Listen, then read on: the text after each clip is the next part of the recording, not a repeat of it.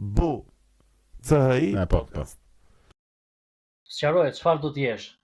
Se tani ti s'mund të bësh edhe inxhinier, edhe arkitekt, edhe urbanist, edhe interior, edhe urban planner, edhe dizajner e leshin që kanë. Ti je inxhinier, unë arkitekt. Po. Do i futemi asaj rruge, me secili të ketë atë ambientin e vet, fushën e vet. Kështu që duhen ata me patjetër duhet që të kenë një lloj identitet. Po nuk e përcaktuan se çfarë duan të bëjnë kur të rriten, nuk bësh dot. Kjo është kyç i jetës, nuk është thjesht për këto shoqatat, është çelësi çdo gjë. Po në Itali ku ke qenë plako, ka pasur gjëra të tilla? Organizime e gjëra? Po patjetër që ka. Ti ke është shoqata Skënderbeg që është në Parma, që është shoqata ndër të parat në Itali dhe është nga shoqatat më të interesante. Dhe tani ajo shoqat ka një status, ka një president apo ka një lloj strukture, si e kanë strukturuar ata, që njihet edhe bëhet. Ç'a bëjnë? Po, nga të gjitha llojet, domethënë. Nga të gjitha llojet për me fjalë me aq sa e kanë vërejtur unë, kanë ftuar personalitete të ndryshme, bëjnë për komunitetin shqiptar, për pajsi, fesa, individësh, edhe kështu me radhë. Kështu që takon edhe me njerëz kështu domethënë që përfaqësues lokale etj për. Po patjetër, besoj se po, patjetër. Nuk e di fikse se është në Parma, unë e kam ndjekur, e kam njëjtën nëpërmjet internetit atë. Nuk e di fikse çfarë, më thashë se si tek si e kanë strukturimin edhe se si e kanë përfaqësinë, por që është diçka e strukturuar përderisa njihet edhe është normalisht unë pyes më shumë për pjesë për interes, domethënë se jam PVR dhe nuk e di nëse e njeh Harbor Agallion. Po. Që merr goxha me komunitetin italian, komunitetin në Shqipëri, komitetin shqiptar në Itali domethënë. Po, e kam ndjekur, në njoh, e kam ndjekur atë Harbor Agallion, e kam ndjekur. Është i përgatitur. Edhe bëjnë gjëra, kanë bërë gjëra për këta. E këta të më duket të Ilian Bresa e kishin ftuar. Po, e kishin ftuar ata, po kohët e fundit e pashë që kishin bërë në pjesë në Kalabris, më duket Kalabria në Sicili që Gjuar Bresha ishte kështu për media zyrtare. E kishin futur. Po, ka qenë në fakt. Tani ndoshta e kanë bërë për rrjetet e komunikimit apo për televizion e gjëra kështu. Por që Bresha ka qenë zyrtare në Itali. Seriozisht? Po. Me shikon që të dim si informacion. Ka qenë e njohin me fjalë, gjuhën e njohin si gjuhë minoritare në Itali. Njoh. Që përpara Italia me këto gjëra. Po, Italia shumë e krahason me Greqinë me këto. Jo, s'krahasohet fare. Po pse se bëjnë ta plerat poshtë në Greqi? Ne, po tani po tu kthej si me gojën e kalla. Tani ata kanë ca halle të tyre që nuk din se si do i...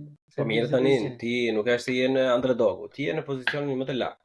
Parasysh, po në të gjitha anët, Greqia është në pozicion më lart në Shqipëri. Nëse e zgjat Greqia dorën e para, ka mundësinë ta kontrollojë, mos të ikë nga duart, mund të ikë nga duart.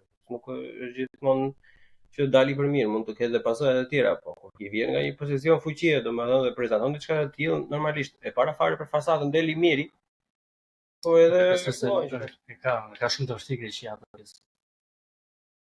Duke patur që ka dhe një përmendimin tim për te as fasadës ka një krizë identitare, e vuajnë ata shumë pjesën e krizës të identitetit. Po mirë, se ndalojmë që të jepë sa e krizë identiteti se diskutohet shumë tash. Në qoftë se ne themi që ata kanë krizë identiteti, pastaj të gjitha pellazgët që thonë që nuk ka grek fare dhe Greqia është Shqipëri etj. Nëse ato janë ekstreme. Në rregull, prandaj po them pellazgët. Janë fansi aty janë. E kuptoj. Po dal të pjesa domethënë ku ndajmë shapi nga sheqeri tash. Në qoftë ata të cënohen nga shqiptarët që janë në Greqi, i bie të jenë vërtet shumë fragjil si kombo. Po, për mendimin tim po, ata janë fragjil sepse e kanë krijuar atë në një mit, në një mënyrë. Identiteti i Greqisë sotme është ndërtuar në bazë të mitologjisë, në bazë të antikitetit. Domosdoshmërisht kur ti në një mënyrë atë pjesën organike tënde krijon që ta shpërbësh apo mos ta njohësh apo ta asimilosh në një mënyrë ti është pak e vështirë sepse është si punë e atij transplantit që nuk ta pranon trupin, kupton? Po. Kështu që ti ose do e njohësh për atë që është, edhe t'ia njohësh atë të drejtat edhe ta përfshish, ose ajo forcimi e saj që jep pastaj bën gjëra shumë herë më të vështira. Unë mendoj ky është problemi i Greqisë, që Greqia duke mohuar në këtë rast as marvanitët apo Marvanitët, çamat ortodoks apo ndoshta edhe vllejt apo ndoshta edhe kanë ata goxha minoritete. Po, kanë, vetëm ata njohin shumë pak minoritete. Unë më di se nuk njohin fare. Duke vetëm një minoritet në Thrak, minoritet musliman turk në Thrak që ndoshta është më duket se i vetmi që i njihet. Pastaj për të tjerat këta thonë ne jemi grek, këta janë grek edhe feja e grekëve është ortodoksia. Tani unë për atë e kam ose nuk e kam drejt për shqiptar, nuk e kam për tezën time apo për hallën time që janë migrant. Kam për arvanitët më shumë se. Përsërish ata që janë migrantë janë shqiptar. Janë shqiptar në të kuptimin modern të fjalës, me fill të fjalës, janë që kanë ikur vitet e fundit. Po ata aty bazohen. Hallin e qajmë aty të tjerëve që kanë me qindra vite aty, ose mijëra vite. Po, që janë shpërngulur që herët, se arvanitët për shembull e dim që kanë ardhur nga Shqipëria, po kanë aq vite. Është shtëpia e tyre, njësoj si shtëpia e grekëve. Çamat janë epirot, janë autoktonë. Çamat janë epirot, kurse arvanitët janë të afërt në Peloponez, në specifikisht. Po, në Peloponez, por vërtet kanë mira vjet. Kanë vërtet mira vjet sepse në prurjet në Peloponez kanë qenë në periodat historike të ndryshme. E ka bërë çdo perandori ato plak që merrte, domethënë fiste ose njerëz të tjerë që ishin të dhënë nga ana ushtarake mercenare dhe i jepte tokën edhe ata formonin një tip bariere humane natyrale domethënë kundër. Kjo nuk është ndonjë gjë e keqe domethënë, po ideja është nuk kemi më në ato kohra, jemi në 2024. Unë besoja si Greqia pavarësisht se do që gjithmonë të shkëputet nga temi Ballkan, hiqet sikur s'është në Ballkan, por në fakt është në Ballkan.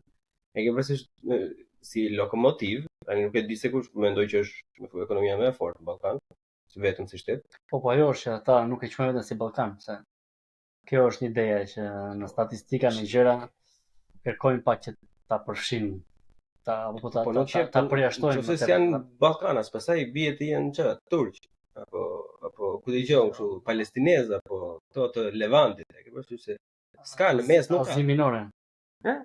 Azi minore. Megjithatë pjesën e Azi minore se ka marrë Turqia, prandaj janë ngrënë ne. Ke qenë atje plak? Jo, akoma. Domethënë unë vetëm kam qenë në zonat e Gumenicës. Çka ke bërë? Hiç, në Çiran, për shef. Takove në një shqiptar? Plot, po puna është edhe aty është pak delikate. Se unë nuk është se kam mbredhur shumë andaj, po thjesht ajo kuriozitetin, dëshira për të parë pak atë rrënjë origjinën. Po kena një histori specifike. Kur ke qenë i Gumenicë apo për të treguar? Po, më interesante ka qenë që kur kemi vajtur me një grup të vogël, me që kemi udhëtuar me tragjet që nga Venecia deri në drejtim të Gumenicës, shqiptar. Po jo, ka qenë një grup internacional, në fakt shumë interesant. Sa internacional më qafë? Po, grup internacional sepse unë kam një mik të mirë italian që ka studiuar me mua, kam dhe një mik të mirë kinez që dhe ai ka studiuar me mua. Kinezi lindur në Itali apo? Jo, kinez nga Pekini, po. Kinez nga Pekini. Një kinez, një italian dhe një shqiptar vjen në Gumenicë, si Barzalet. Po, si Barzalet, po kjo Barzalet pastaj vazhdoi për shumë ditë, gati për 2 javë dhe shkoi edhe deri në Kosovë, kështu që ka qenë vërtet një eksperiencë e veçantë. Sa atje ka shumë. Edhe këta miqtë i kam dashamirë të historisë, e duan historinë, e njohin, edhe kurioz, edhe për historinë e zonës, asaj zone, duke qenë që unë edhe kam treguar që i kam ftuar që të bëhen pak pjesë e asaj historie, sepse është është një histori shumë e panjohur. E njohim ne sepse është diçka që na prek edhe na vëm kurse. Po, e njohim ne shumë një pjesë mirë që kanë çiko, i kanë çik gjëra në rregull, se në Shqipëri ka pjesa të dërmuese se ka idën fare. Po, ne them se kështu po, se drejt është ajo që për fat keq ne nuk e njohim në përgjithësi historinë. Fatkeqësi e madhe. Por ajo pjesë që të paktën që qenje e dinë, ne dimë se na dhëmsa dhe dimë çfarë është çamëria, si ka shkuar historia, çfarë janë arvanitët dhe kështu me radhë. Edhe unë e kam thua e kam publicizuar, e kam lobizuar pak këtë historinë Bravo. edhe Kështu ka le kështu bëheni të gjithë njerëz apo që tu harova se kam Kështu zakonisht bëhen. përballë telefoni, kështu bëheni edhe ju. lobizoni dhe sponsorizoni historinë tuaj. Edhe ajo vajtja aty ka qenë vërtet një rikthim tamam, një Po plak, odise. ke zbritur për herë të parë të Ka ka qenë dhënë një indisi. odise, shumë ka qenë shumë e çuditshme. Po, Si për si në çfarë kuptimi ka qenë e çuditshme? Jo, në fakt ndjesitë e veçanta kanë qenë në momentin që unë po afrohesha që pasi kalon. Domethënë se kur kalon aty dhe shikon komplet bregun, pjesën e bregut. Dhe tani ndër vite unë që jam rritur dhe kam jetuar në Itali, kam parë pjesën e brendshme, pjesën e Adriatikut, themi pegun e Adriatikut, ose nga Trieste janë Durrës, ose Ancona Durrës apo ose Brindisi Vlorë. Po kjo ka qenë e veçantë sepse i bie komplet, fillon që nga Karabruni, edhe ti e shikon Karabrunin atje. Kur kalon nga Venecia i shikën poshtë, edhe i largohesh duke futur në fjalë në zonën jonike, I largohesh. I largohesh edhe shikon atë komplet relievin e Karabrunit, të jugut të Shqipërisë, edhe fillon në gjithë ajo zonë që ka disa ishuj të vegjël, ato ishuj për cilat bëhet edhe gjithë ajo shamata e madhe. Edhe pastaj afrohesh Korfuzit, e shikon dhe Korfuzin, po pastaj kur futesh në gjirin e Gumenicës, e shikon komplet atë pjesën atje dhe është diçka vërtet fantastike. Është shumë breslënse. Se është peizazh i bukur. Po peizazhi i bukur afron shumë edhe me imazhin që ke nga Karabruni apo Saranda, e gjitha i relief që ke, me fjalë ke detin, edhe ke malin që thua që gati mbron. Siguror, sipër. Edhe është një diçka shumë interesante. Edhe është e njëjta gjë që shikon edhe kur afrohesh në Gumenicë. Herën e parë me fjalë që ajo ka qenë diçka, një ndjesi shumë e veçantë, shumë po si ka kaluar atje çfarë? Melankolike. Po mirë, jo keq. Për një periudhë shumë të shkurtër, se pastaj ne ishim në sezon të lartë, me fjalë që sezoni i lartë dhe ishte edhe vështirë. Ne e morëm si aventurë, nuk kishim prenotuar gjë. Tham, do shkojmë edhe ja ishte çike vështirë, po që ishte interesante sepse sapo zbritëm aty në Gumenicë, na ofruan një taksixhi që të na shërbente. Tani këto janë truket e zanatit edhe po normalisht. Truket e zanatit dhe na peshkoja në një mënyrë. Tha, për ku jeni? E thënë, po jemi për në Filan, për në Sivota. O, tha, shumë bukur dhe unë andej kam rrugë. Do t'i që dhe unë andej do vija. Rastësisht, tani neve qa taksixhiu sa i mirë. Ira rruga fix për Sivota. Po ai në fakt ishte matrapaz nga dardha e Korçës, se nxori kokën më vonë.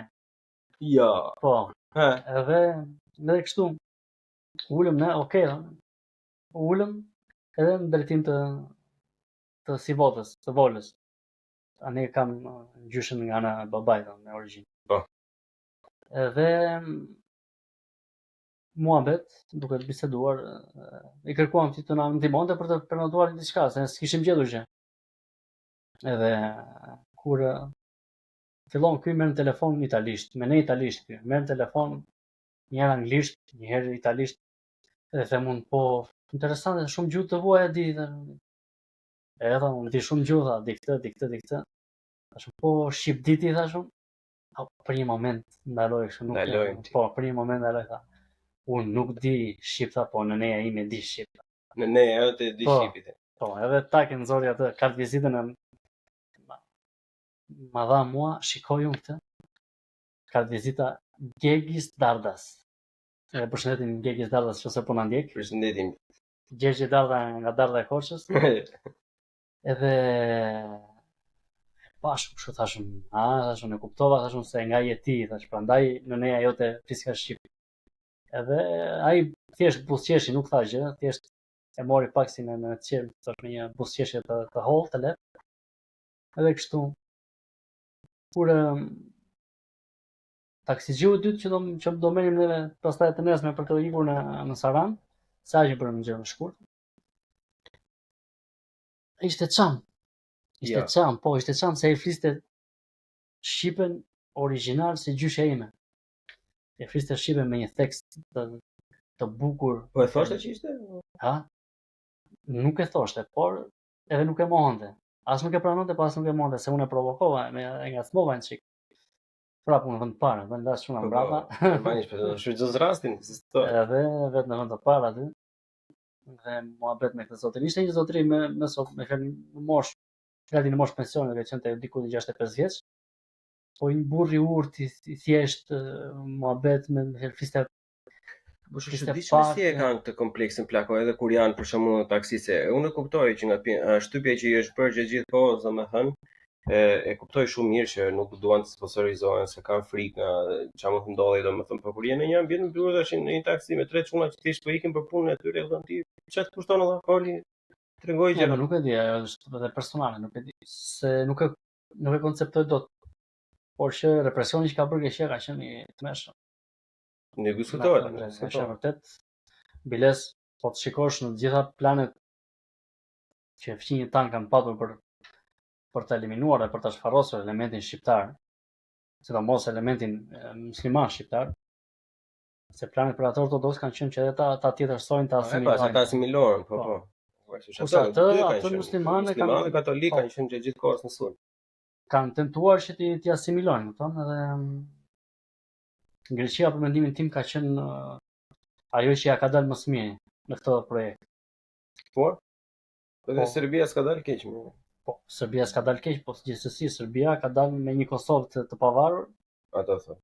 Edhe me një Jugosllavi të shpërbërë edhe kështu me radhë. Edhe me probleme të tjera që vazhdojnë të kenë, si në Vojvodinë, si në poshtë në Plavëci. E kanë vënë të kohë muhabeti Vojvodinës është ngritur shumë fare këtë kohë. Po, është e çuditshme. Është çuditshme, unë mendoja se ishte ajo established, domethënë që servisin me topi, po ka nisur keq fare këtë kohë. Është akoma nxehtë edhe ajo. E kanë vënë se del kështu në këto ficat e social media, për shembull, ka dalë disa herë Vojvodina kështu, angarez. Po. Vojvodët. Po është interesante. Po ke qenë vetë në Greqi? Jo, nuk është se kam bërë shumë dëshirë kam me kohën. Por që ku ta ka qefi? Jo, kam qef të bëj një gjë nga zona e Pashajt. Në Janin kam qef të shkoj një. Janin. Po.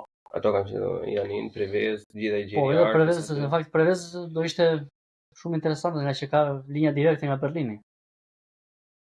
Pa, janë sezonale.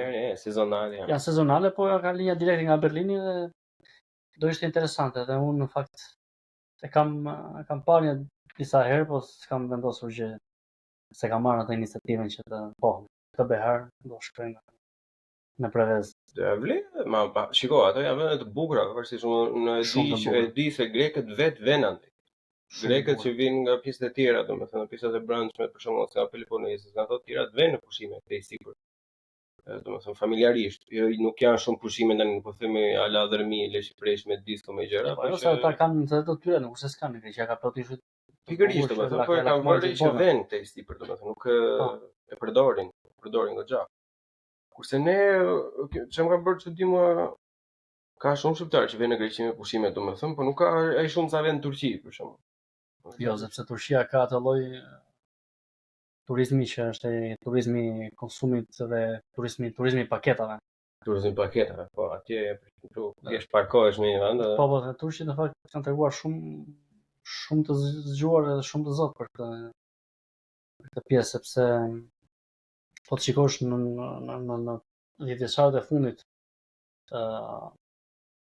modeli i turizmit grek ka qenë një model ndoshta e bazuar në modelin italian, që u ndoq pastaj edhe nga kroatët e nga modeli kroat. Greket kanë qenë lider në rajonet dhe në mesdhe, ndoshta brendi i Greqisë, domethënë, edhe për turizëm, po edhe për këto kështu fajne, që ushqime, gjëra, domethënë që kemi diskutuar disa herë, që janë shumë të fortë. Turqia ja ka dalë më së miri që jo ta barazoj Greqinë, po edhe ta kaloj në shërbim. Sepse ajo gjë që ka bërë Turqia më së miri ka qenë shërbimi dhe këto paketat, ofertat që ato kanë bërë. Nuk e di kush po shikoja Eurozon Turqia prandaj. Po nuk është po shikoja për shembull se si Bodrumi, zona e Bodrumit në Turqi se si është transformuar. Bodrumi në Turqi, jo Bodrumi. Po Bodrum Turqi, shikoni se si është transformuar me fjalë në aspektin e shërbimit, po në aspektin urbanistik, infrastrukturor të ofrimit të një shërbimi cilësor, kupton? Dhe kjo po të shikosh Turqia e barazoi dhe ka tejkaluar Greqinë. Edhe në fakt tani që ne disa spota jo komplet si paket, jo si Greqia vs Turqia, s'mame se është atje akoma, po thjesht Turqia domethënë ato vende që ka i ka kaluar. Turqia ka, mos harrojmë që vazhdon të jetë perandoria e fundit në Europë. Kështu që ka akoma, ka çfarë të ofrojë, ka një qytet perandimor siç është Stambolli që është. Unë s'kam qenë në Stamboll, kam qejf vetë, domethënë e kam parë që ka pjesë moderne, pjesë kaosi. Edhe unë e kam studiuar, po edhe unë akoma nuk kam qenë në Stamboll. Konstantinopol. Në Konstantinopolin e Konstantinit. Në Romën e dytë.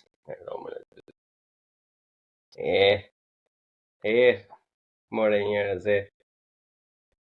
Sa si do ishte bota plak nëse do ishte arritur ajo plani grek për të pasur Konstantinopolin prapë në Greqi dhe të kishin kryeqytet. Mendon se na kishin lënë rahat ne të paktën? Nuk e di, po do kishte qenë shumë e vështirë. Shumë nuk e di, nuk e imagjinoj dot një dinamikë të tillë, por do kishte qenë shumë interesante. Unë kam një teori, fakti që Greqia humbi gjithë pjesën e Anatolisë, domethënë pjesën e bregut, po ishin gjitha koloni greke dhe kryesorja pas Konstantinopoja. Edhe ato mendoj që e bëri arte Leshi Preshi, mendoj se ajo ka qenë që e bëri të uritur shumë, domethënë për të parë merrje me këta që s'ka fuqi të pak, se këtyre s'kemi çfarë i bëjnë. Nëse nuk e di me thënë drejtën, sepse dinamikat e zonave tona dihen që ka qenë shumë si thua, kanë qenë shumë të luhatshme, kanë ndryshuar në shekuj kanë ndryshuar dhe dinamikat edhe ekuilibrat e fuqive me fjalë në ato zona. Nuk është se ka qenë të ndara me thik me spak në këtë mënyrë. Edhe se si do kishte qenë, nuk e di, ndoshta edhe kam menduar ndonjëherë se si do kishte qenë nëse Konstantinopoja do kishte vazhduar të ishte, apo nëse Bizanti do kishte patur një gjatësi më të madhe. Por ajo mund të shkonte nga dy anët, edhe po të kishin grekët Konstantinopolin, nuk do të thonë që do ishin të uritur, pas do bëheshin akoma më të fortë dhe thoshin, "Ok, morëm të marrim të tjerat." Nuk po them, po që thjesht mendon ndonjëherë njeriu se si do ishte. Se kryevepër është Stambolli. Qyteti Konstantini i lirë.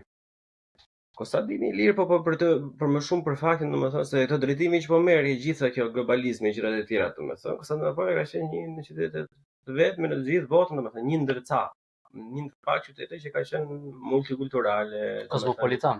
Goxha kozmopolitan. Ka qenë një qytet dhe vazhdon të jetë edhe sot. Pavarësisht. Ka pasur në ato kohë, pavarësisht kohën e Bizantit, po edhe në kohën e fillimit të para. Edhe për gjatë perandorisë, domethënë ka pasur lloj soi që çeke norvegjezë, thua e ti gjithë kanë qenë atje. Po faktori jon bëni punë të tyre. Faktori jon vazhdon të jetë shumë i fuqishëm. Faktori shqiptar vazhdon të jetë i fuqishëm në Stamboll, po. Si, absolutisht. Po absolutisht, sepse neve kemi me fjalë këtë toponime akoma në lagje, është substrakte urbane që janë krijuar dhe siç është për shembull. Po ajo është një gjë, por që të jetë faktori fort do të kesh lëvizje, do të ketë njerëz, do të ketë komunitet, domethënë të mirëfillt që identifikohet si shqiptar. Që identifikohet, nuk e di si është, por që patjetër që ka shumë, sidomos pjesa e Izmirit. Pjesa e Izmirit që janë, besoj se në mas dërmuese janë shqiptar. Edhe shumica Izmir, shqiptarë, është i mirë, Izmir. Is very good. Është i mirë. Ça? Izmir. Do të në fakt emri i vjetër ka qenë Smirne. Pastaj nga Smirne e bën edhe shqiptarët e bën të mirë pastaj. Nga Smirne e bën mirë. Çapele. Smirne, po që jo është një qytet me një qytet bizantin, nuk është. Jemi gjithë bregu është bizantin aty, ajo nuk ka diskutim fare. Po që pastaj aty një u shpërngule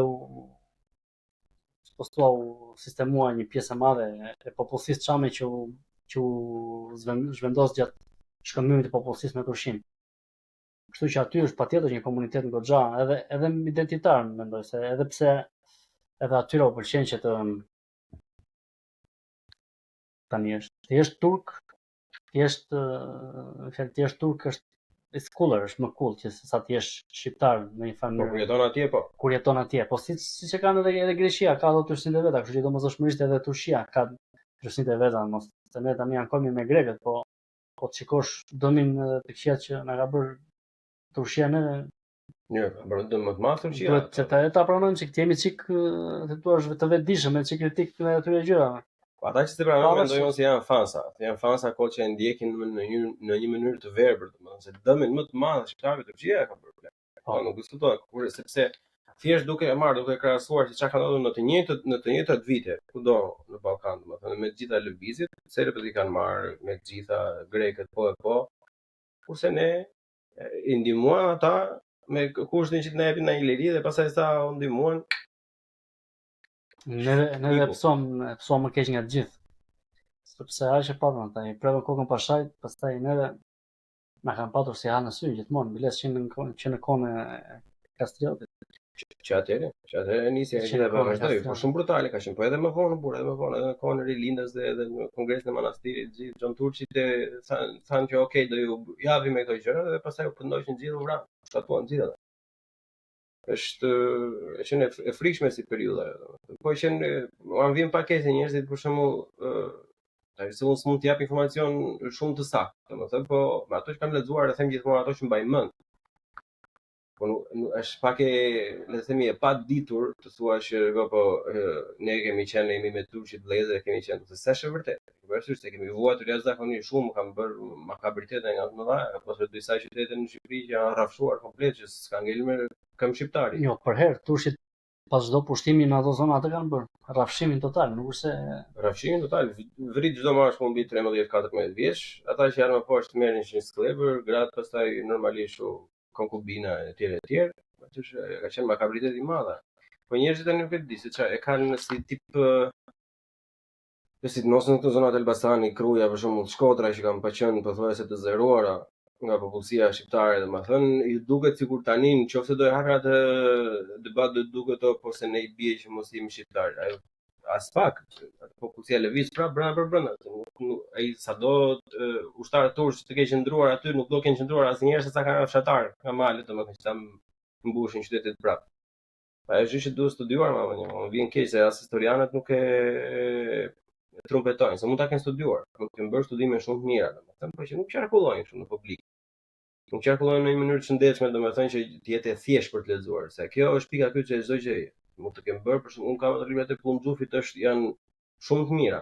Unë jam mësuar me ato sepse unë kam lexuar libra inxhinieri, kështu që unë e kam të thjeshtë zbërthej, po e kuptoj se sa e vështirë është për një person. Duhet për një konsum se thua është të lehtë. Duhet për një konsum të lehtë, duhet të jepësh mesazhin në një mënyrë të tillë, domethënë që ta kuptojë çdo kush. Pavarësisht profesionit që ka background-i çka, pavarësisht duhet të jetë diçka që ti gjaj ke ofruar, kështu që pse jo të krijoj edhe një version tjetër, domethënë që të ishte një lexim i lehtë. Kështu e themi, easy reading, siç e thonë anglezët, është lexim i lehtë që mund ta lexojë aty për gjithë shkollës. Ajo është shumë e rëndësishme. Të gjithë nuk e përtypin dot arbrit rajonit të Plumxhufit. Sigurisht. Që janë ashtu se kanë mbaruar. Janë pak shekuj apo gjysmë si ka vajtë. Por që është vërtet një punë super profesionale, është akademike. Është shumë e mirë, unë nuk kam lexuar Skënderbeun të parën të Plumxhufit, domethënë, dhe për mua është perla, krahasisht se të jep average është mesatarja është 3 çeleku faqe, kështu pastaj çeleku tjetër është ato burimi, domethënë nga është marrë informacioni etj që për historianët e tjerë që do bazohen te këto libra është shumë e mirë, domethënë sepse është punë shkencore, por që është vërtet të duhet që në jetën gjë ta paraqitesh në një mënyrë çik karamele, domethënë, çik me limonadë edhe për popullin, domethënë që ti zgjofsh interesin, sepse ai që ka interes të lexojë këtë, thotë që okay, tani me që ma ngriti interesin këtë do lexoj edhe tjetër, domethënë që ça është ta ndajmë shopping as sheqeri. Po, në fakt një gjë që bëjnë që italianët bëjnë. Unë jam bërë aty për shembull, ne kemi prekur, kemi folur edhe herë tjetër që historianë siç ka qenë Alessandro Barbero apo të tjerë që kanë shkruar libra historik, që ka qenë dhe Indro Montanelli që kemi përmendur dhe ra shkuar. Përshëndetje Indro. Po. Ndjes pas. Ndjes pas, po të përshëndet. Kanë bërë edhe libra po të tillë për një konsum vërtet gati roz, kupton?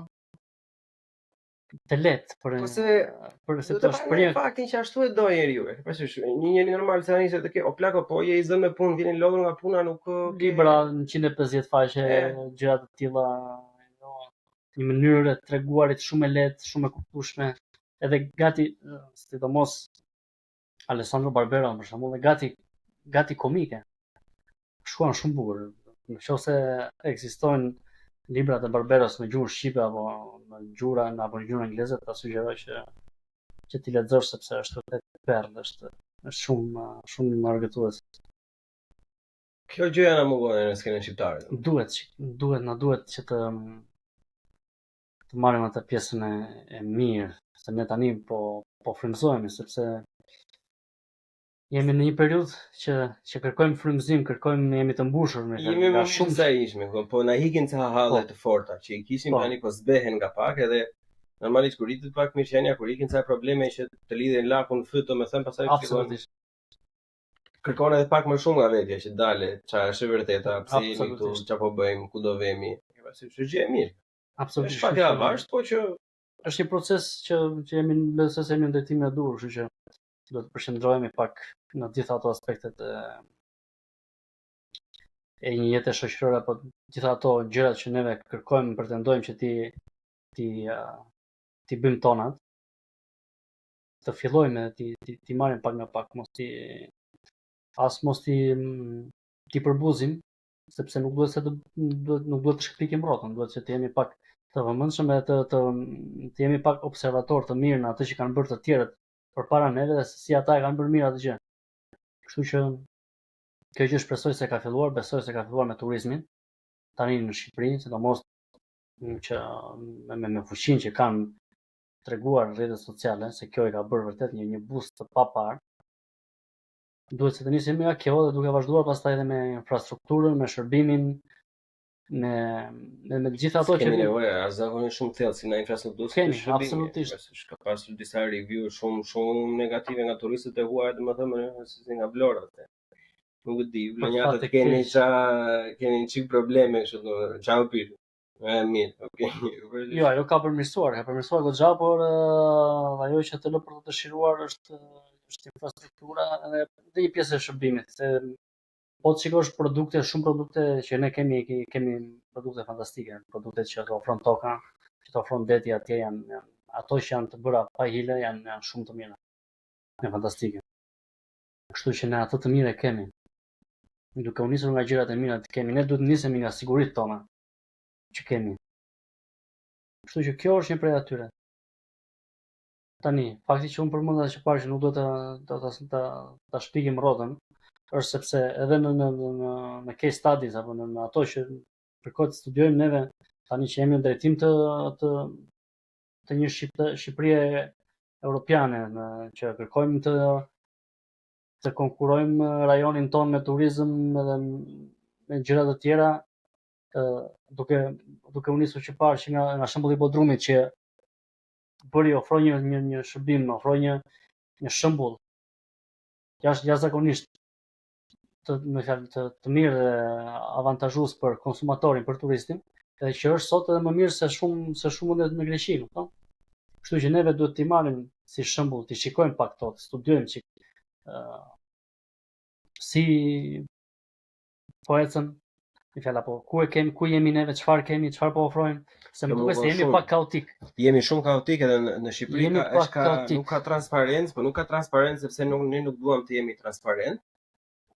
Por në Shqipëri nuk ka transparencë sepse nuk ka një person ose një institucion që të bëj evaluimin, domethënë, që nuk kemi feedback, nuk merren shumë me turistët, domethënë që ti pyesin se si qysh tek çka ka përmirësuar edhe zakonisht edhe fatkeqësisht del në momentin e fundit vetëm kur ka vajtur atje që të bëhet ajo videoja e keqe, vetëm atëherë kujtojnë njerëzit, po dalë se u ankoa një njerëz, domethënë kur janë se gjëra bazike. Kjo ka të bëjë edhe me shumë lidhjen se nuk kemi shkolla profesionale burr. Ose shkolla profesionale në Shqipëri, sidomos shkolla e turizmit biznesi që në të gjitha vendet e botës shihen si profesione shumë mira dhe marrin seriozisht shkollimin e tjerë. Për shembull në Shqipëri Nuk e di se si është vitet e fundit, po sa kam qenë unë atje ka qenë jashtëzakonisht shumë skandale. Është shumë e vërtetë sepse po ta shikosh me të gjithë menaxherët që po merren me menaxhimin e rezorteve në Vlorë apo në jug janë italianë. E po ka me fatkeqësi më të madhe, më. Që shumë janë italianë. Unë me fjalë shkoj tek Marina se ka ajo Marina Bay në Vlorë. Po. Edhe unë flas shqip edhe menaxheri ma kthen me italisht, kupton? Po. Në një mënyrë që menaxherët gjithë ato kush e kanë në menaxhim janë italianë. Pse se do të thotë që ata që kërkojnë të ofrojnë një turizëm me 5 yje, një shërbim me 5 yje, nuk e kanë. Staf të kualifikuar, ju s'ka faja. Po dhe stafin ai mase i gjen ai stafin, po menaxheri në këtë rast ata pjesa organizatore, ai nuk e ka se ata, Shqipëria si shteti nuk e ka një shkollë profesionale që ta ofrojë ato shërbime. Edhe ata çfarë bëjnë, kërkojnë që të marrin, të importojnë specialistë huaj që të merren me atë gjë. Edhe tani me kjo drejtën e Zotit më se do të them, e kupton. Edhe unë po të isha atje domethënë, do dija që një italian apo një grek apo një serb do vetëm më mirë për zotin lart do e merrja plak. Tu se ti ke interesin e biznesit. Mirë, ne kjo është merkatu e lirë, që ta kërkon këtë. Pikërisht.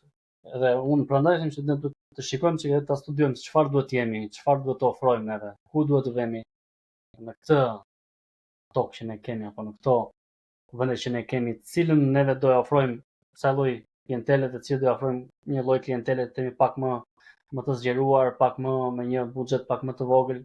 Se kjo është tani polemikat jo Sazani, jo Zverneci, jo Madhandri Trumpit. Po, e kupton. Edhe më the të thash.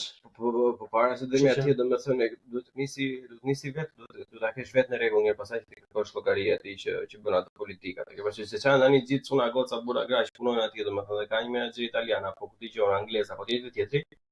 Gjëja më minimale që të bëjnë është thjesht i vjedhin zanatin, domethënë siç bëhet në çdo lloj profesioni tjetër. Po, vjedhin zanatin. Bën ai, si pse e bën saktë ai dhe pse ai e bën më mirë se sa ty, dhe ti për 3, 4 apo 5 vjet ta superosh vetë, domethënë, edhe të bësh ti të njëjtën gjë.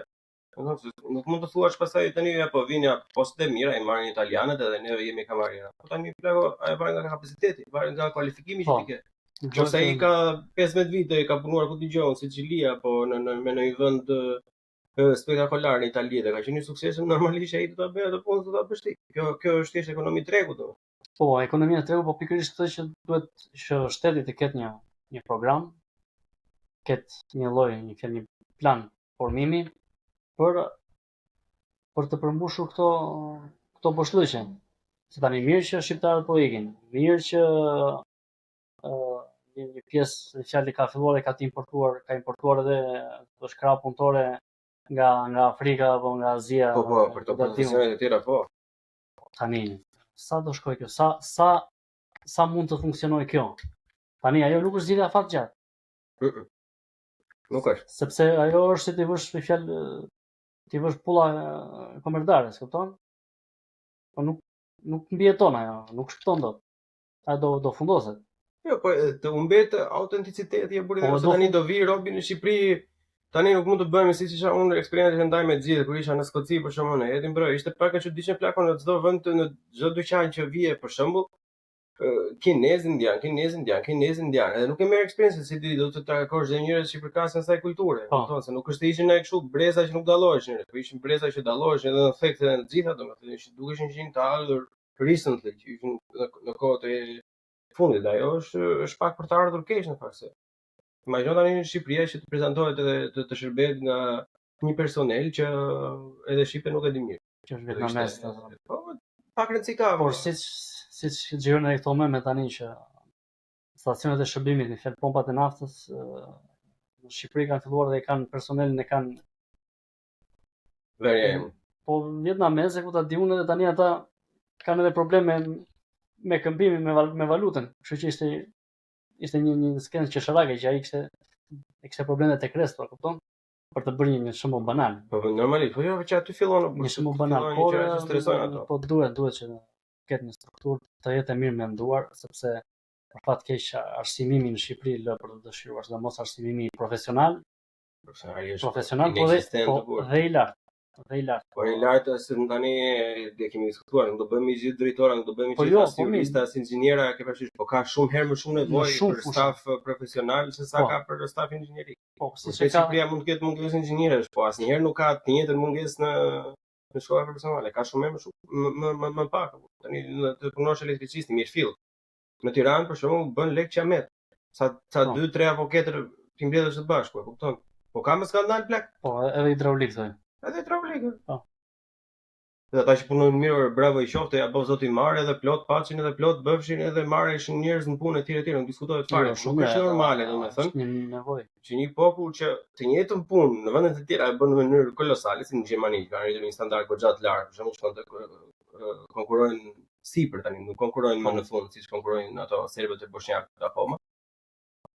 Të vjen pak gjuna kur e shef nga këtej, kur e njeh dhe realitetin jashtë, domethënë kur e shikon atje që po ti një medalje dha, po pse jemi kaq të mirë andej dhe ka kaq shumë andej, po s'ka këtu, është pak e çuditshme. Unë mendoj se kjo pjesa e sistemit që thua ti, domethënë duhet të përqendrohet vetëm te shkollimi apo.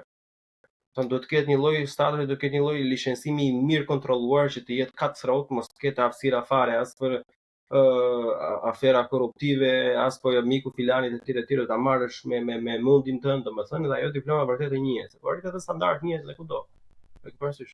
Po ta njohin nëse ti ke një hotel të mirë, nëse stafi është i mirë kualifikuar, e ke shumë herë më shumë të thjeshtë të marrësh një certifikim internacional. E ke parasysh të dalësh për to booking, pastaj jo ka këtë certifikim, ka këtë review, ka këtë. Ne në një farë mënyrë jemi detyruar që ta bëjmë të nëse ne do jemi në drejtim të Evropës dhe ne po vemi në drejtim të Evropës. Kështu që Shqipëria është e detyruar që të respektojë disa parametra europiane. Po jo vetëm, Si në arsim, si në formim profesional, si në produkt, si në ndërtimtari, si në gjitha regjistrimet që bëhen me fjalë për çdo lloj aktiviteti profesional. Po ne me gjithë gjën e keqe që kemi diçka shumë të mirë, domethënë se kjo e keqja jonë që ne nuk kemi kërkuar, që kemi shumë mungesa infrastrukture, shumë mungesa ndërtime etj. Domethënë kjo ka një gjë të mirë që është pasojë e gjës së keqe, domethënë që e ke shansin që po ta bësh tak plak. Ta bësh një mirë që ta zësh me dorë edhe ta bësh ashtu siç duhet bërë. Se e ke hapësirën sepse janë bërnot, nuk tani më tamam sa kllan. Përdorim një fjalë turke, një fjalë turke. Përshëndesim gjithë turqët. Jo, po ideja është që nëse ti je në këtë nivel, për shembull që është, siç e tham, pothuajse inekzistent, është shumë e thjeshtë të implementosh reforma të reja rrënjësore, domethënë sepse nuk është se do prishësh ndonjë gjë, vetëm do rregullosh. Po pikërisht për ne nga kjo gjë kemi shumë avantazhe. Ne po të duam, po të jemi të Zot, kemi shumë avantazhe. Që nisemi nga një pikë ku i kemi të gjitha shembujt i kemi në dispozicion.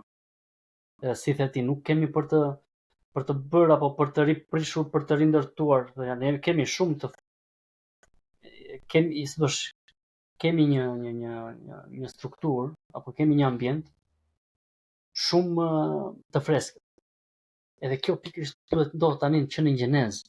Në momenti që neve e bëjmë të në gjenezë, do jetë shumë e thjeshtë për të ardhmen.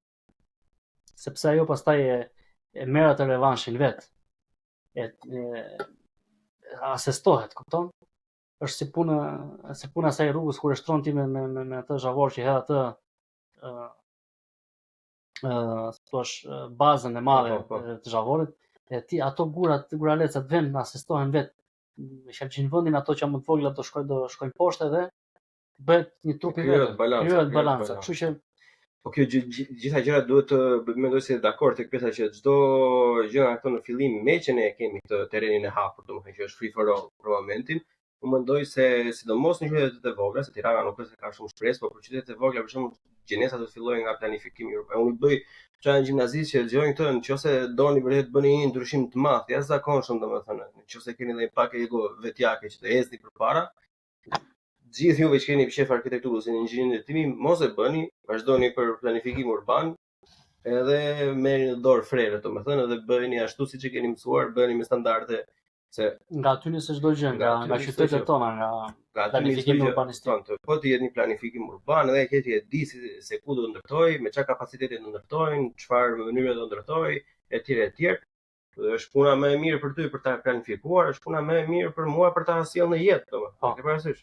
Po bën çdo gjë më të thjeshtë, nëse merr nga gjeneza gjithë gjë. Gjeneza aty, struktura e një qyteti, se si se si jemi zhvilluar dhe si civilizim. Struktura e qytetit tregon civilizim, tregon kulturë në një farë mënyrë. Sepse po të shikosh, ne kemi dy shembuj perfekt, shumë interesant, që është Gjirokastra dhe Berati. Që janë perfeksioni për mendimin tim, për t'i marrë shembull. Po edhe qytetet e tjera si ndoshta Korça, Shkodra, apo edhe Vlora e Vjetër, të themi zona e Muradies, që njihet struktura se si kanë lindur dhe si janë zhvilluar ato struktura urbane, apo organike, apo Dërmiu i Vjetër, apo Vunoi i Vjetër, gjitha këto fshatra të Bregut që kanë qenë me një karakter, me një identitet të fortë. Ato kanë patur një plan urbanistik. Kanë qenë profesionistë të mirëfillt dhe kanë qenë edhe njerëz që kanë patur një know-how, një dituri, kanë qenë të zot, kanë patur një sens komuniteti, se kjo është gjëja kryesore. Gjëja kryesore, pse shtëpitë në Gjirokastër janë gjitha me gur? Pse shtëpitë në Berat janë të gjitha të bardha? Po afrohesh nga cepi im tu. Si se bëjmë një paralelizëm me që të futemi me qytetet e kjo biseda. Se jo është interesante, se kam gjithmonë dëshirë të tregon qytet, me fjalë urbanistika, urbanizimi tregon civilizim, tregon qytetëri. Edhe unë këto, me fjalë sa herë që shkoj në Gjirokastër dhe aq më tepër në Berat, është një kënaqësi, me fjalë ti atje ndihesh komplet i shkëputur nga ajo likësia, nga e keqja, nga kaosi që të ofron Tirana, që të ofrojnë rrugë tek Qia, që të ofrojnë këto urbanizime të viteve të fundit, që janë të pamenduara, që janë komplet të pamenduara, edhe xhungël metropoli. Që ajo, me fjalë, ajo xhungël fiks, ajo xhungël betoni që të streson, të krijon atë ndjesinë e keqe, ti shkon atje dhe e qetësohesh komplet, sepse ka një harmoni. Berati ka një harmoni, Gjirokastra ka një harmoni, Dërmiu i Vjetër ka një harmoni në ndërtimtari, në arkitekturë, në urbanistik. Shikoj, ti që është me bukra, që është e mirë edhe për të ardhur keq në të njëjtën kohë, domethënë se pallatet e kohës së Enverit, domethënë nëse bonifikimi i ato edhe kuqe me tulla, ke parasysh. Po ta vësh re nga planifikimi urban, nëse do i prishësh shtesat që kanë bërë njerëzit dyqane ngjitur e leshi presh, domethënë janë perfekte të idejuar, plako, e ke rrugët mjaftueshëm nga pallati në pallat me një pjesë hapësire në mes të tyre, domethënë që është modeli kudo. Për atë kohë kanë qenë shumë lart. Për atë Shqipëri ato kanë qenë të mirë menduara, nuk është se unë nuk flas nga cilësia e ndërtimit, se nuk i fare asaj, domethënë, po them nga pjesa e planifikimit ka qenë shumë mirë, domethënë, edhe minimumi nëse këto që bëhen tash nga ana urbanistike do ishin bërë në një nivel standard, do ishin më mirë. Tani është bërë kjo sistemi që balkoni o balkon, unë të ka përdesht, të ishte balkon tjetrit, domethënë, është më fik çik gjellën se kam lëndezur. Shumë keq jo, në fakt në një mënyrë jemi gjithë viktima e kësaj gjëje. Në çdo vend në Shqipëri jemi viktimë e kësaj babëzie, betonizimi. Problemi është se është kjo pjesa si thonë e ndërlidhjes, e shlisur domethënë. Përsosh një shumë komplekse ka edhe tonë Berat që janë bërë cakon, janë bërë ku vetë për të lajë ime sipër domethënë një kompleks pallati jo bëjmë 14 pallat domethënë në një rrugë nacionale ku kalon çdo lloj gjëje. E aty bëhet një kaos total, plako se çdo secili do vejnë në shtëpi do ikë nga shtëpia domethënë. Aty kalon edhe damari që ikën në sipër pastaj për poliçan, skrapar, edhe ose tomor për shembull. E aty është një kaos total, sidomos në mëngjes edhe në mbrëmje, domethënë kur ka vizitë më të mëdha që është fatkeqësi ti duhet ta bësh në mënyrë të tillë që ti bësh një bypass. Okej, është krijuar një rrugë tjetër domethënë që i del jashtë qytetit, por prapë kalon përsëri në mes të qytetit. Kjo është një gjëra për shkakun që vërtet duket si çmim i madh, po të bëj un bypass komplet ta kaloj qytetin. Duket sigurisht në një kështu. Po çai bëra. E kupton se janë shumë lekë ku do i gjejmë etj etj, po afat gjatë nuk ka gjë më të mirë plak se janë të domosdoshme. Infrastruktura e shëndetshme. Por sa është ajo rruga e Florës e reja që vjet nga sipër, tash i ta bëhet tuneli. Është ku dëgjoj, bekim nga Zoti për gjithë vlonjatët, sidomos në sezonin, se s'kalon dot në Florë. Absolutisht. Në Florë nuk kalon. Nuk të marrësh rrugën e Bregut, plako. Absolutisht, ndërkohë që merr bukë me vetes.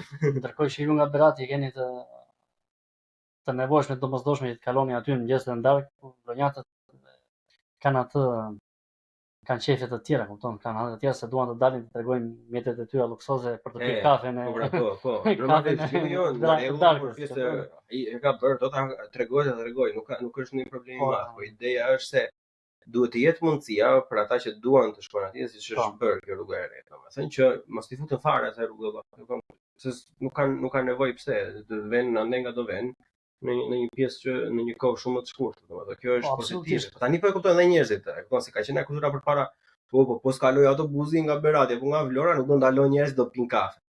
Çfarë ekonomi e zgjedhni se ndaluan 20 ditë pinë një kafe 5 lekë, 25 çë. Lekë është shtur. Që për 10.000 lekë. Ja, ka ndryshuar, do të ndryshojë. Por që absolutisht gjëja thelbësore është infrastruktura dhe shërbimi publik.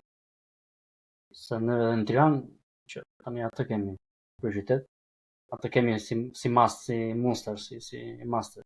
Po si shembull. Si shembull, kështu që Tirana nga ajo vuan më së shumti nga një transport publik i dobët. Inexistent. Që ato urbane Gati inexistent, po. Gati inexistent. Unë kam thënë vazhdoj të them, Tirana nëse do larg pa mstip, plako, kupton, unë kam qenë jo ekselent, po pothuajse ekselent në të gjitha pjesët që kemi pasur fekes management dhe konstruktim, domethënë. E kam bërë dhe disa miq të mi që janë thelluar atë pjesë tem diplome, njëri ka bërë për Tiranë, tjetri ka bërë për autostradën e Jugut, pasi që valon nga Elbasani aty ku marrën nga Elbasani aty dali domethënë Berat edhe poshtë te Belet Girokasa, domethënë me të njëjtën gjerësi, me 3-4 kursi. Po për Tiranën domethënë të gjitha budallalliqet, jo trami, jo po autobusa elektrik janë thjesht fasad që nuk do sjellë asnjëherë asnjë gjë. Tirana si duhet një lloj transporti publik që është jashtë rrugor. E kupton që ta heqi peshën e automjeteve nga sipër ta vëj poshtë. Po linjat e mëdha siç në kombinat Kino Studio që është linjë siç janë ushtat atu nga Shpandau Rudolf, domethënë që i bie mes për mes, janë linja perfekte për të bërë me metropla. Nëse njëri bie mes për mes, Unaza, për shembull, prapë do ishte metro. Se do themi ne po nuk është Tirana aq e madhe, isha në Glasgow në plak. Glasgow ka Unaz metroje me 12 stacione plak. Të gjitha. E kupton tash ti? Aq e vogël. Që e bën me biçikletë. E bën me biçikletë, domethënë po e ka dhe njerëzit e përdorin. E përdorin. Nuk ishin full kështu si autobusat në Tiranë, domethënë, po ishin mbushura mjaftueshëm, domethënë, përdorin. Edhe lironte shumë. Edhe mendoj se kjo është vetëm ajo që shpëton Tiranën, domethënë 2 Qameti 4 linja, po them 2 ta provojnë se pastaj 2 në qefe do bëjnë tjera. Një Unaz dhe 2 kryqëzime, një kryq me fjalë pikërisht. Linja perëndim veri jug. Pikërisht. Edhe ajo do ishte për mendimin tim, shiko, kombinati Kino Studio është një nga linjat që frekuentohet më shumë se lidh njerëz që në punë, plus kombinati vetë deri në Dajt sipër, domethënë kështu që një njerëz që do ndalojnë qendrën edhe turistët do vetë deri në Dajt me metro, i ke me metro deri në Dajt plakohet. Ah no, 10 minuta. Qameti.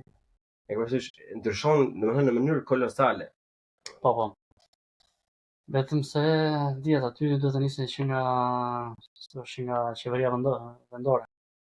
Pasi atë tani rrugën që po bëjnë nuk e di, po me një trasë Tiranë-Durrës. Hurere, me një trasë, nuk e kuptoj si do shkëmben atë. A do shkëmben për stacione?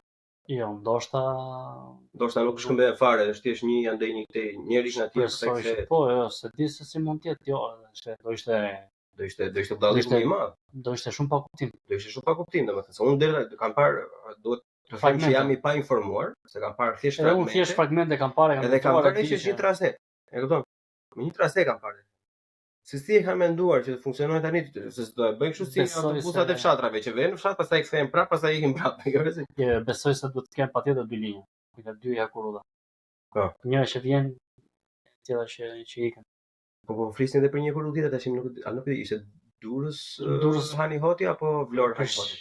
Jo, Prishtinë Durrës di unë që duan që është në projekt që ka qenë dhe premtim edhe projekti 2 qeverive, i mbledhjeve të famshme të 2 qeverive që ka janë dritën, thonë. Ajo ka që është akoma në letër, do bëhet bilet se erdhi dhe miku jon i fundit Cameron që premtoi këtë. Dhe pastaj kaloi nga lokal në geopolitik, kalon në politika. Normalisht, po s'kam gjuar më lajme nga ajo që ishte nga ekurulla e grekëve që donin Selanik Korç. Çfarë bëjnë ata për veten e tyre? E bëj temë shumë e madhe para një viti e gjysmë, domethënë, po s'kemi dëgjuar më lajme rreth asaj. Do bënin grekët vetëm, normalisht me fondin e Bashkimit Evropian, siç do bëj grekët vetë, por që prapë do ishte spektakolare, se pastaj që do të vjen deri në Korçë, plako i thua këtyre budallëve tu po të mirë. Tash ta tasohen te dera. Çfarë do të vazhdojmë, ta vazhdosh apo vazhdoj apo ç'është ke Terezin? Pra do ishte krye vepër, ajo bregu, që se bregu komplet, domethënë kishte një kurull që të vinte deri poshtë finish, domethënë që po ti don të byta greku ta bënte, po mos e donin ta lindte, domethënë po minimumi nga Starana, domethënë deri të dilte në Shkodër, si lidhen me Malë, do ishte fiksion fare. Domethënë ndryshon shumë gjëra. Për aq hapësirë sa është Shqipëria, do ishte vërtet fantastike. Unë nuk e kam domosdoshmërisht për transportin publik njerëzve. Jo, transporti më të madh kam transportin e madh. Ajo është kryesorja. Pikërisht. Po. Nxjerr gjithë tonazhitetin e lartë nga rruga. Absolutisht, po njëta gjë me fjalë arsyeja për të cilën pite shumë edhe kjo Durrës-Prishtinë është për shkëmbin e Madrave. Kjo është kryesorja. Ajo është kryesorja gjithmonë plako, sepse gjithmonë të heq transportin e rënd. Transporti me gomë të shkatron rrugët, se ne e dim shumë mirë se si është kursia e dytë Tiranë-Durrës, që tani po bëjnë. Se kanë ata që bëjnë gjithmonë sa fillon sezoni, tani fillojnë rregullojnë rrugët. Fillon sezoni se fillon edhe fushata, kuptoni? Kështu që këta duan vota dhe për ata që kanë mbetur aty që duhet të votojnë, këta kërkojnë që të mbushin çik mendje që ja po punojnë, kupton? Që kanë bërë një dy devime, janë ca mbikalime atje që po bëjnë punime që po shtojnë kursinë e tretë që nanon. Do të jesh shumë i vëmendshëm se po të jesh në një orë të natës për shembull nga Kutë drejtë. Është e frikshme. Është çik problematike, po. Kështu që ka shumë probleme plako. Kohët e fundit që po ta kesh vënë rrjetet që ne kanë ndarë në social media, domethënë më ka mërzitur shumë fakti. Nuk e di tash janë bërë shumë qollat ata kohët e fundit. Tani kur shikoj gjëra, domethënë jo domosdoshmërisht më ngrihen nervat, po tash i kanë filluar mërzitet. Shkoj ato raste që ishin vdekur, ca punëtor prapë mungesa sigurisë në punë për shembull. Para 2 vitesh Leoni asaj kohë thoshte, "O, ropt e motrat e si nuk i kujdeseni, nuk bëni." Kësaj radhe plaku isha thjesht kështu. E kisha telefonin në dorë dhe po ria, kanë dhënë 1 minutë e gjysmë domethënë. Vetëm kështu zoom out. As nuk po dëgjoja, as nuk e shikoja, po syt atje i kisha domethënë, vetëm u fika një moment. Plak është skandal i madh. Skandal i madh, i parë videot që ato shkurtimisht kanë bërë, domethënë deputet që i hedhin video vetë, domethënë që janë jashtë çdo lloj standardi sigurie. Është ka mungesë profesionalizmi total, ka dhe një mungesë humanizmi, do të thosh. Total, kështu që do ndërgjegjësim, do shumë punë, do vërtet shumë punë, se është gjuna vërtet humbësh jetën në vendin e punës. Është kulmi, është shumë e trisht. Edhe ata njerëz që janë të gatshëm të punojnë ato lloj kushte e kanë për një arsye specifike, sepse janë nevojtar, duan të ushqejnë familjet e tyre, duan të plotësojnë ato kushtet jetike, edhe që ti çosh në drejtim të vdekjes, edhe shpeshherë nga neglizhenca, kupton? Disa herë dhe nga ignoranca, sepse nuk e kanë dhe dijen, nuk e dinë, janë komplet të pa stërvitur, janë të pa ditur. Nuk e di do të thotë një siguri kantieri. Po mirë mos e më shikoj unë, di si shikoj sigurinë në vendin e punës, si duhet transportohet një ne e dim se si funksionon fasadë. Tani e dim se si funksionon fasada e tyre. Ata kanë një staf PR-i, domethënë që merret vetëm me të bërë fotografi, edhe me të bërë social media etj. Që është okay, duan ta bëjnë ashtu. Unë nuk bie dakord pa ashtu po e bëjnë. Tani, sidomos kur merret me rrugë apo me ndërtesa, me shkolla, me gjëra të tjera. Ti nëse xhaj ke 7 njerëz në punë, nuk e heq dot një nga ata dhe merr një të paktën që ka një lloj backgroundi, domethënë që të paktën të bëj kontrollin minimal. E kupton? Se është e keq që ta thuash vëlla, po sikur edhe sa për fotot vishi këpucët, vishi vëri syzet, vëri helmetat dhe dorashk, domethënë bëj foto pastaj vazhdo prap. Minimumi do ishte. Ky sepse ka të bëjë shumë kjo. Mbase ajo do thosh ti është keq se po e bëjmë vetëm për atë, po e shikon një tjetër, thotë që okay, ky është standardi, është në rregull, domethënë ka dhe ajo një farë lloj pozitiviteti. Ta bësh në një mënyrë, domethënë kaq mos kokçarse. Mos përfillse, është komplet një Erion Braçi për shembull bën atë videon, ata dy plako janë diku te 4 metra e gjysmë sipër atje, pa u lidhur, pa u mbrojtur me pompën e betonit, domethënë njëri me atë, edhe janë kështu me diku te 20 centimetra. E është si çka ato shalun që i vën balkën poshtë, domethënë sa do vesh këmbë atje, që Zoti të ruaj, po të ka bie këmbë atë një binar. Je pikat poshtë, domethënë edhe hajde të merr asnjëri për sipër aty, se bën aksident, po ke merr rrogën e punit, hajde çao. Ke parasysh këto gjëra janë shumë bazike, kurse nuk i le falet këtyre. E ke parasysh?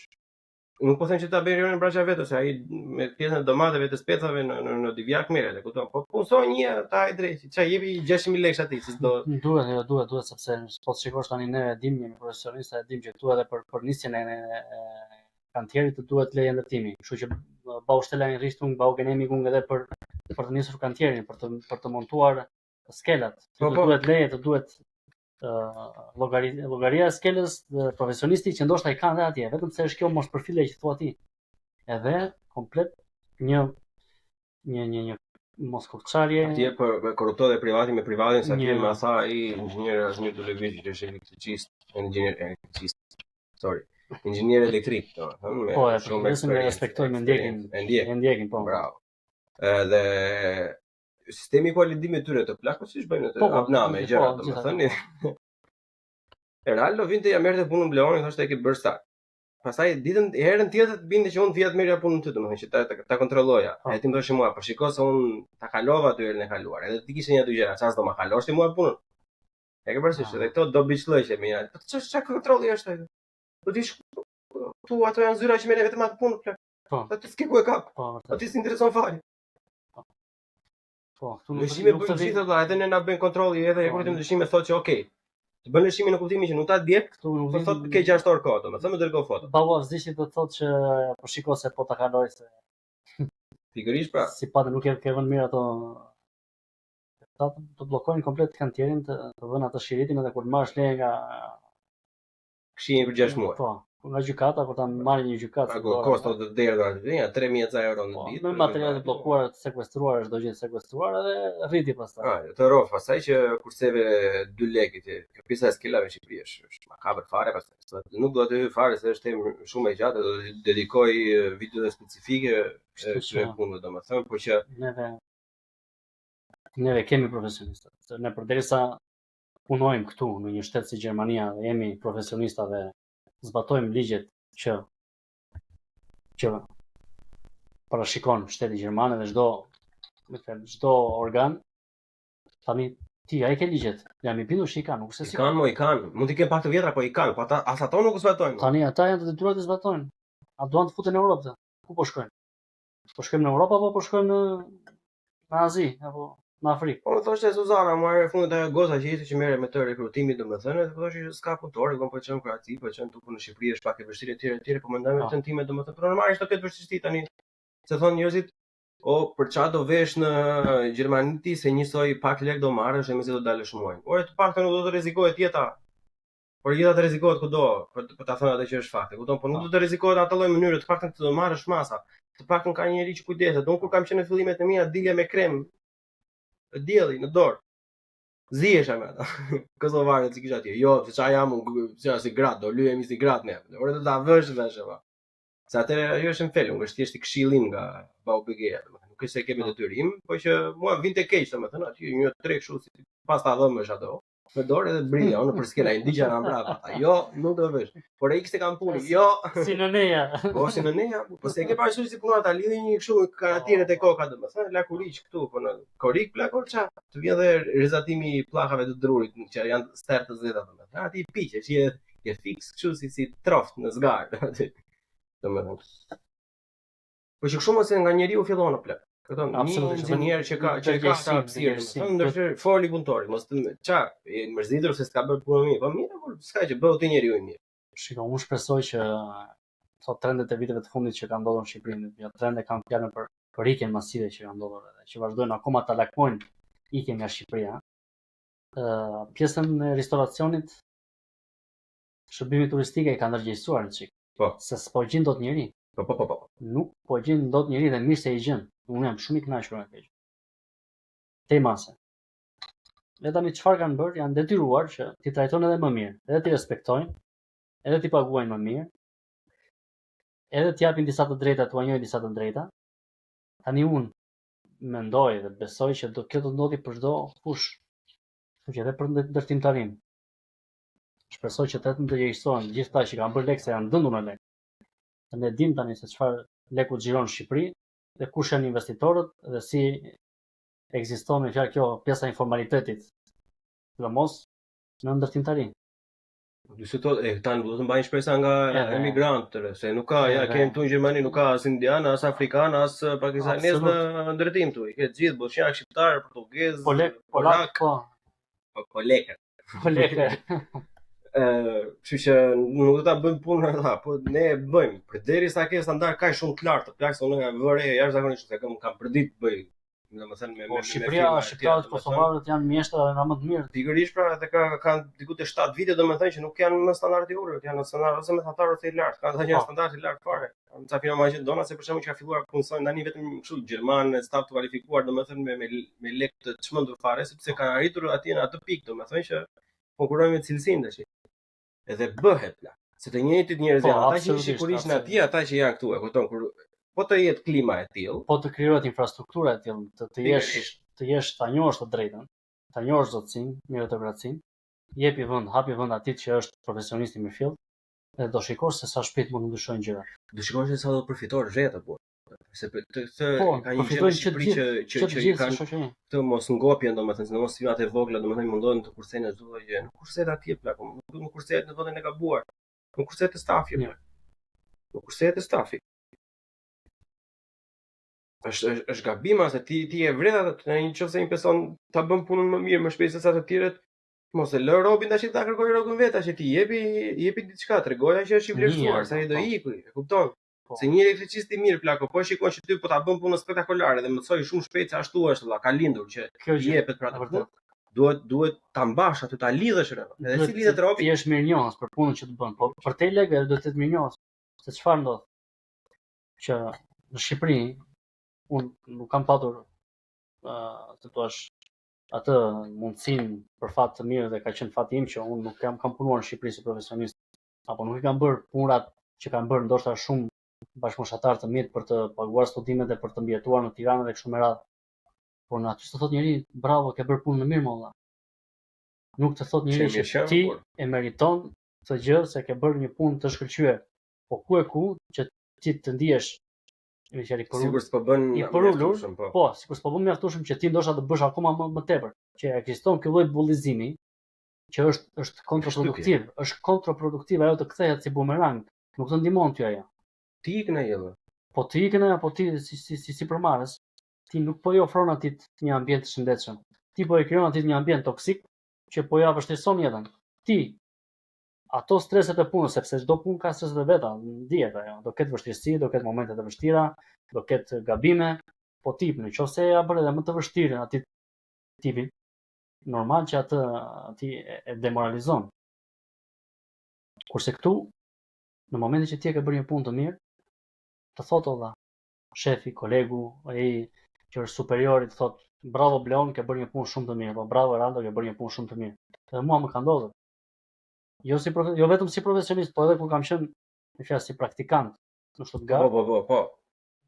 Projekt eksperiencë kam pasur edhe unë. Projekt lajteri im vjen në një fjalë në zyrë, pasi ne kishim bërë një dorëzim shumë të rëndësishëm, vjen një zyrë me një dhuratë të vogël. Edhe kishte një nga ato vizorët që janë me shkallë të ndryshme, me masa të ndryshme. Dhe them po këtë, kjo është për ty më tha mua sepse ke bërë një punë shumë të mirë. Ti imagjino ti e një ka simbolik më perfekte? Po ata nuk kanë asnjë lloj detyrimi sepse ata po të duan ty të riciklojnë si praktikant, do ti do riciklohesh do ikësh. Po jo molla, ata po të vlerësojnë ty. Ai ta vlerëson punën që ti të ndihesh mirë, ti japësh më tepër, dhe ti në ato momente ti jep vërtet më tepër. Kështu që këtë duhet të bëjnë, duhet ta kuptojnë që rëndësinë e individit. Edhe njëta gjë më ndodhi edhe me shefin, shefi i madh në Stuttgart, një zyrë shumë e njohur në Gjermani, në nivel gjerman po dhe evropian, shumë e famshme. Shefi i madh, pasi kishte qenë për teatrin ka qenë për teatrin kombëtar të National Theater në Dresden. Edhe ai pasi kishte bërë takimin me profesionistët atje të bashkisë, të gjitha ata përfaqësues të bashkisë, më merr mua në telefon me fjalë, merr në zyrë në telefon edhe kërkon do të flasim me Eraldo. Tani kush është Eraldo? Eraldo është praktikanti, shefi i madh, më thot mua, unë sapo dola nga takimi tha, bravo që ne kemi bërë një punë të shkëlqyer.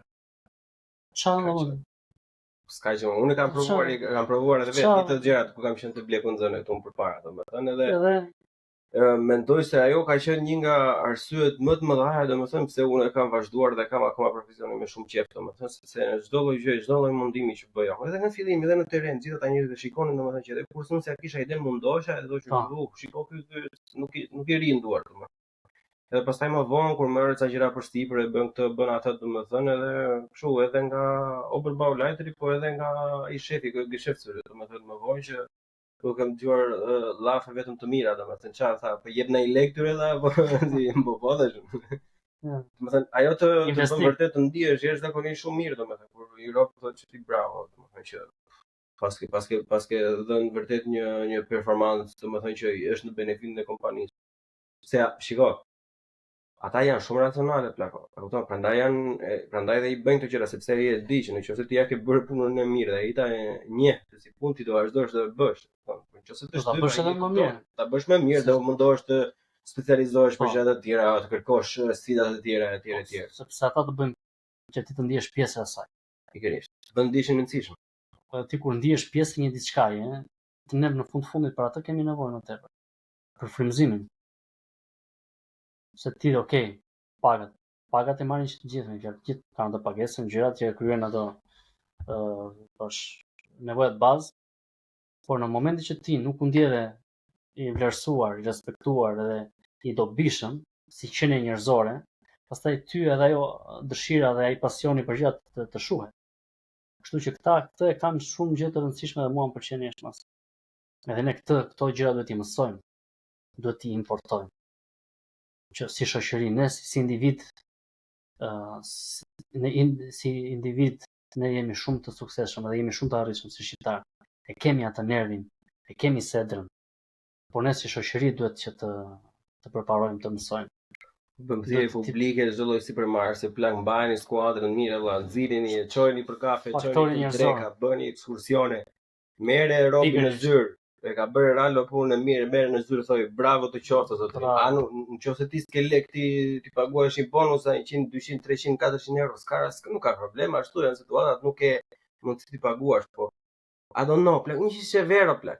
Ti shish një shishe vera apo një çokoladë ose është gay. Po çokoladë janë shumë të mira, po ti çokoladë zvicerane po shumë. E pranoj. Edhe çokoladë, po vetëm zvicerane. Që thjesht nuk ju kushton asnjë gjë, plako, kështu që vetëm do përfitoni.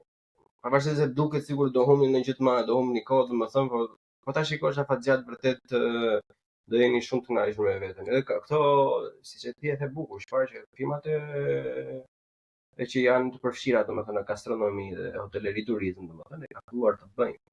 Ne përshëndesim Andri Prota nga Besi Andi Podcast që ai punon me këto zyra që bëjnë guida për shembull dhe ajo zyra ishte çuar në Egjipt ata.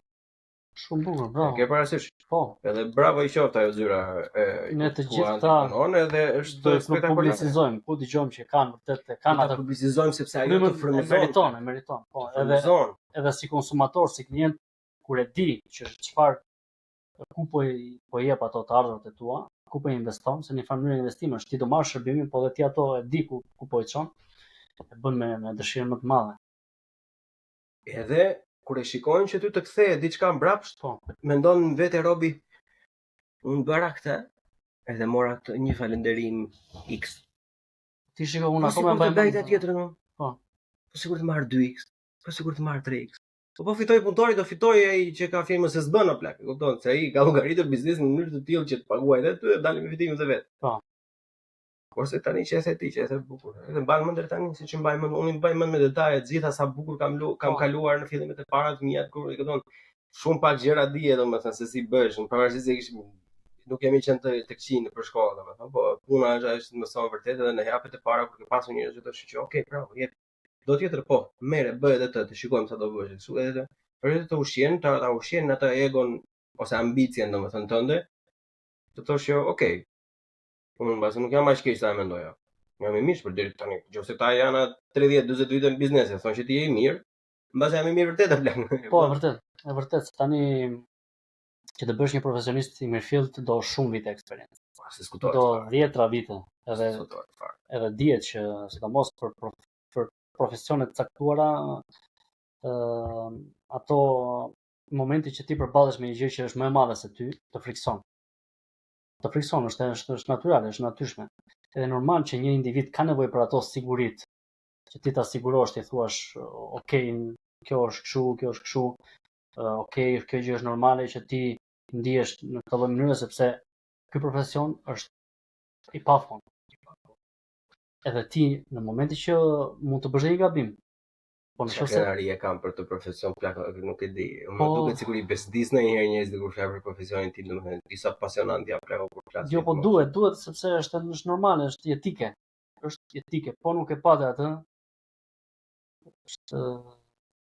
Është një shenjë shumë e keqe. Ne njerëz kemi që ta ditni ju, Raldo, bashkë me mua dhe me Nexin që përshëndesim, kemi krijuar edhe një komunitet për sa i përket gjithë profesionistëve në fushën e ndërtimit me elektricistra, hidraulike, arkitekt, inxhiniera, urbanista, quhet komuniteti i industrisë së ndërtimit, KIN. Kush ka interes, se kupton, thjesht dërgoni një DM në Instagram të Buçi Podcast, më thënë, edhe nëse kualifikoheni me standardet tonë të larta kot. Jo, nëse kemi të nevojshme që ne edhe neve të japim zë atyre gjërave që ne dim, kemi nevojë të shprehemi, edhe kush ka një profesion, po të shikosh që kemi të gjithë një formim ndryshe, kemi të gjithë një background ndryshe, edhe i shërbejmë njëri tjetrit. Kështu që kjo është mënyra më e mirë dhe më e shëndetshme për mendimin tim që neve ato forcat tona ti vëmë në po prandaj e përmend të njëri tjetrit. Edhe më vjen mirë kur dikush te grupi fillon interesohet, jo si më çfarë mendoni për këtë, si zgjedh kjo, si janë fjalë volumetria, hapstan fleqe, gjërat, më thënë tash kemi nevojë. Edhe kjo është gjë më e mirë, mënyra më e mirë, më produktive dhe më e shëndetshme për të. Po se kjo është e barazvlefshme. Për të dhënë diçka. Mbase është çik më pak, po mendoj si barazvlefshme me atë pjesën se, okay, është bukur edhe mirë, domethënë të arri që shefi apo departamenti të njohë arritjet e tua. Po akoma mirë është nëse ti ke një komunitet që edhe gjërat që nuk i di ti pyesësh në një kohë relativisht shkurtër të marrësh përgjigje siç ka marrë unë, siç ka marrë ti, domethënë kur kemi bërë pyetje te grupi, që është gjë më fantastike për shkakun që edhe një bërshllëk po të kesh ti si inxhinier, domethënë që do kesh pafund, sa të kesh i rënd do kesh bërshllëqe. Ndërkohë që profesioni është frenetik, ti me atë pyetje që bën atje do drejtohesh më shpejt. Do drejtohesh më shpejt, shkurton shumë kohë, bëhesh jashtëzakonisht shumë eficient. Ndërkohë që ti po merresh me diçka tjetër, prandaj them që koha është frenezi, kohat janë të shkurtuara, sidomos me kohën që jemi sot, digitalizimi i përshpejton çdo gjë, teknologjia përshpejton çdo gjë, po që faktori njerëzor mbetet thelbi i çdo gjëje. Edhe tani këto mënyra që neve mendojmë se janë të dobishme për të krijuar një komunitet profesionistësh dhe për t'i dhënë pak pak shije dhe profesionalitet, profesionizmit, ndihmë se një fjalë që i bën një ndihmë dikujt, të bëhet ty një ndihmë, kjo është një kënaqësi që na mbush, na plotson, besoj. Patjetër e mbush, plotson, po thjesht domethënë unë e shikoj gjithmonë, filloj nga bazika dhe projektoj pastaj në të ardhmen se çfarë mund të jetë. Gjëja bazike është nëse ti je në një ngërsh, domethënë është diçka që të duhet tani. Ose edhe mbase të duhet tash plak, apo s'ke nerva ta hapësh tash fau open edhe ti lexosh gjithë vet. Me shumë mundësi njëri aty te grupi e di se e ka kaluar ku digjë 7-8 herë. Po sepse ne kam mësuar përmendesh, e bën pyetje të vjen një përgjigje, shpeshherë ne kemi parë edhe me citime, domethënë gjën te ky paragraf, gjën te ai paragraf. Ka që perfekte. Përshëndesim antarët e grupit, edhe të gjithë antarët e grupit, senati, kushtrimi, Gresa, shumë specifike, saktë. Edhe e ke parasysh këto gjëra siç po na ndihmojnë ne, domethënë duket se janë gjëra të vogla, por në fakt janë gjëra që nuk duhen marrë të mirëqena, sepse kjo nuk ka ekzistuar deri më tani në dinin time. Unë kam kërkuar goxha, por nuk kam gjetur diçka të tillë, edhe mes gjermanëve grupi që janë, domethënë, nëse vetëm këto që janë se tip unione, që prap nuk kanë komunitet aq të thjeshtë sa kemi ne, domethënë që bën pyetje kështu, ata kanë vetëm për gjëra të mëdha. Është jashtëzakonisht shumë pozitiv plak se nëse ti merresh për gjëra të vogla, ndihmon njërin për gjëra të vogla, imagjino të rini një dëshirë për një bashkëpunim apo një projekt apo një tender apo një. Po ta shikosh atë që gjëja që më pëlqen që ne jemi të gjithë vegjël, po. Ajo është, kështu që ne nëse arritëm që nga të vegjël që të rritemi bashkë në një farë mënyre, është një kënaqësi më tepër, kupton se ne e dim vështirësitë që hasim dhe gjuajmë, sepse është një pengesë goxha e madhe. Po. ne që keni më tepër vite, por unë për shembull që kam më pak vite, kushtrimi që kam më pak vite, kemi nevojë për një drejtim pak më të shpejt në ato për kuptimin e disa rregullave që disa përshkrimeve, kështu që prandaj rritemi bashkë që gjithë kjo është një mëngjesi e bukur. Po, dhe unë këtë e përmenda për vetëm fakt të më thënë se kjo është pavarësisht se kjo është gjëja që kemi bërë ne. E kupton se na erdhi për ta bërë, mendonim se ishte gjë. Ishte të nevojshme, ishte një nevojë e jona në vetvete. Në vetvete, po kjo është thjesht një skelet, shablon që mund të përdoret në çfarë lloji industrie. E kupton, nuk e ndalon po të marrim shembull më bazik të mundshëm, nuk e ndalon asnjë gjë kamarirën shqiptar që vjen me sezon në jug, domethënë të krijojë një komunitet vetë, thonë o plako. Po edhe që kam pasur unë se ti do të vi për qesh, po si mbahen më shumë se sa 4 pjata. Ose më shumë se sa 3 pjata. Si ti mbash në dorë, e kupton? S'ka asnjë lloj banaliteti. Po gjë më minimale që do bëhet edhe njëri, edhe ai që përton do të dërgoj një link në YouTube se me ndonjë që ta shpjegon domethënë se dikush i ka parë. Më flas për ata që bëjnë punë që bëjnë me qef. Ose do të bëj një tutorial të çastit. Do të bëj një tutorial të çastit, ne këtu vëre atje domethënë apo menaxher financiera apo jurista etj domethënë. Kjo është diçka që prapë rikthehem te fjala jote, nuk do shpikim rrotën nga e para plot. Kam bërë komunitete me unione, me skuadra, me përmbledhje me gjitha më përpara, domethënë, ne s'ta mungon asnjë gjë ta bëjmë ne këtë. Nuk u mbet asnjëri nuk u mbet ajo gjë. Kundrazi, është ai win-win. Sa do të ketë grupi, të gjithë dalin fituar aty. Po. 100%. Se nëse ti mendon se i di të gjitha plako, thjesht i piko vetes se do ta kuptosh se sa gjëra sa ka për të mësuar. Është i madh. Kështu. Thoshte i madh Nietzsche. E thoshte i madh Nietzsche, po. E përshëndesim Nietzsche apo ai ke? Ka i vërë. Ndjes pas të ai. Ndjes pas Nietzsche. Atje ku je plako. Bravo, ke qenë. Na ka lënë diçka, po. Na ka lënë diçka. Kështu miku im. Unë them ta përmbyllim të unë them që kishim nevoja e shpirtit, nevoja e mendjes. Edhe kemi shumë filozofik, plako. Duhet të bëjmë një date së bashku që një ditë të flasim vetëm kështu, të bëjmë vetëm llogje. Flasim çik për qef, se sa herë që nisemi për të bërë ndonjë gjë kështu, domethënë të lezetshme edhe limonad, gjithmonë futemi në për to cepat me diskutojmë to. Pikërisht, sa nevojë ka njeriu për të folur, plako. Të qash shpirti kështu gjithmonë, sa do ta nisësh do vej muhabeti kështu. Se din nëse i kanë gjithë këto, domethënë, mamën se gjithë secili e ka. Ndoshta kush më pak, po kemi besoj se kush është një faktor që është një tregues inteligjencë, kupton, besoj se kanë njerëz që kanë lloj inteligjencë, një lloj formimi që duan, janë gjithmonë në ato mendimet, kanë nevojë për ballafaqime, kanë nevojë të ndajnë idet se kjo kokajon, turion është pak i çuditshëm, është pak i veçantë. Kështu që ka nevojë që ato ka nevojë të shpjegoj një detaj ose nuk e di, mund të kesh edhe gjëra që apo dalliqe, e kupton? Jo t'ia tregoj vetëm vetes, se ne jo po e tregoj vetëm. Ajo është gjëja më e frikshme e mundshme. Qofse ja tregon vetëm vetes se të duket vetja sikur çfarë jetë, domethënë duket se e ke parasysh ti ke vetëm veten e ty vjet me të drejtën tënde, ti je mrekulл e gjithë kohës në vetë. Unë të kemi një ide që është komplet idiote, domethënë kur themi njëri tjetër më thotë po ti këtë e ke menduar, po këtë. Atëri i thret më në që dale. Dale, nuk u kap ka gjar prin nga bisti.